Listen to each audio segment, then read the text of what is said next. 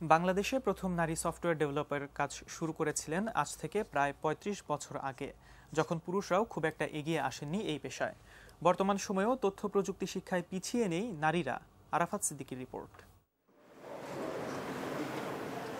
১০০ ভাগ সফটওয়্যার রপ্তানিকারক প্রতিষ্ঠান 2020 টেকনোলজিস। পুরো এশিয়ায় এর মাত্র 2টি শাখা। বিদেশে এই প্রতিষ্ঠানটির বাংলাদেশের শাখা স্থাপনের অন্যতম কারণ এর ব্যবস্থাপনা পরিচালক, বাংলাদেশের প্রথম নারী সফটওয়্যার ডেভেলপার শাহেদা মুস্তাফিজ।